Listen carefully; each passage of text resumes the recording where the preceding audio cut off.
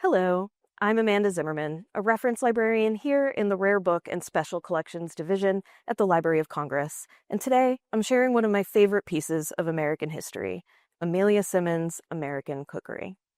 Throughout much of the 18th century in what we now call the United States, the leading trends in fashionable society, be it food, clothing, or entertainment, were dictated largely by imported French and British manuals and guides. These books, generally directed at upper-class women, not only provided recipes, at the time often called receipts, but also gave instructions on the proper way to set a table, the correct way to make fruit preserves, or even how to fillet a fish. As tensions between British loyalists and colonists rose in the mid-18th century, colonists started breaking away from king and country, in more ways than one. Many boycotted British products, applying public pressure to anyone who wasn't abiding by these new strictures.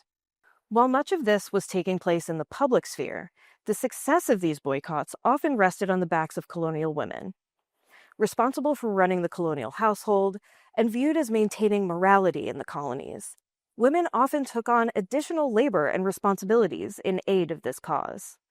From finding alternatives to drinking British tea, to creating homespun fabrics out of local materials to avoid using fabrics imported from England, the resulting fashions and trends were the seeds that blossomed into a uniquely American character and culture.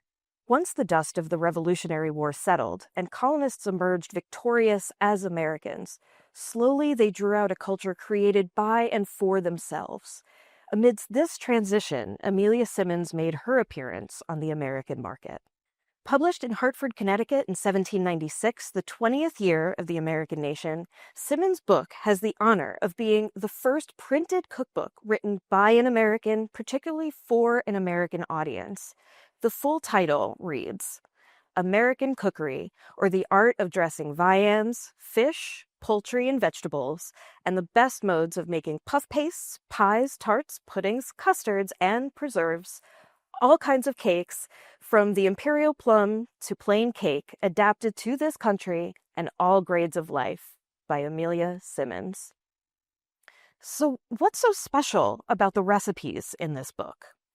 Well, these recipes, even in 1796, were not entirely new. Many were borrowed from existing culinary traditions and updated for a newly American audience, with a focus on what was available in the colonies.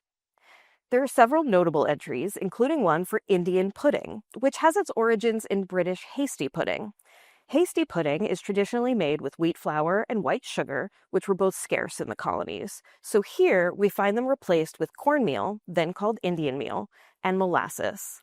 We also find a recipe for gingerbread that uses molasses and pearl ash, an American invention and precursor to modern-day baking powder. In subsequent early editions of the work, of which there were several, Simmons continued to update and add to the recipes, further solidifying the American focus. Some notable additions are election cake and independence cake. What we know about Amelia Simmons herself is largely limited. Even after 2 centuries have passed, what we know is what we can glean from the title page and the preface, where Simmons refers to herself as an American orphan. Much else remains unknown. There are also some mysteries about the text itself, which we discover in an errata sheet in the first edition and the preface to the second. Colonial printing was a laborious and time-consuming process. Unlike today, where mistakes can simply be removed by hitting the delete or backspace key, if a colonial printer found an error in his text, he had to go back and refit or potentially completely reset a page of type and run it through the press all over again. Thus, as a time and cost-saving measure, printers would often fix mistakes in the text by adding what they called an errata page. This page would list out the pages and places where errors are in the text and asks that the reader substitute corrections where indicated.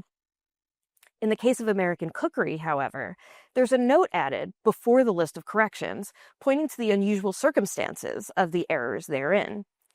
Inserted between pages 24 and 25, the note reads, "The author of American Cookery, not having an education sufficient to prepare the work for the press, the person that was employed by her and entrusted with the receipts to prepare them for publication, with a design to impose on her and injure the sale of this book, did omit several articles, very essential in some of the receipts, and placed others in their stead, which were highly injurious to them without her consent, which was unknown to her till after publication, but she has since removed them as far as possible by the following errata. So what are we, the reader, supposed to understand from this message? Well, we learn that Symonds required an intermediary to translate her knowledge to paper for the press due to a lack of education. And we also know that this person misprinted several recipes on purpose, if we can believe Symonds' note. These are more than simply spelling or grammar errors. These are significant alterations to ingredients and quantities necessary for these recipes to come out correctly. The preface to the second edition, again, also published by Symonds later in 1796, explains that, in addition to those errors pointed out in the errata page, the first 17 pages of the first edition she claims were not hers at all. Is this 18th century culinary sabotage? Well, wherever she was from and whatever her circumstances, Amelia Symonds and her cookbook remain an example of what was possible in this new nation. Through hard work and determination, even a poor solitary orphan can experience success. And not only is she successful, but through this work, she's actively sharing the tools of that success. As she states in the preface to the first edition, this treatise is calculated for the improvement of the rising generations of females in America, with many hints suggested for the more general and universal knowledge of those females in this country who might be in similar circumstances. Symonds' approach to colonial cookery helped define American culture with recipes incorporating large quantities of American goods, and by selling it cheaply, she ensured that the information therein was accessible to Americans of all classes. Thank you for joining me today for this glimpse into a formative period of American cultural history, one which helped usher into being a uniquely American culture and character distinct from that of our British brothers and sisters across the pond.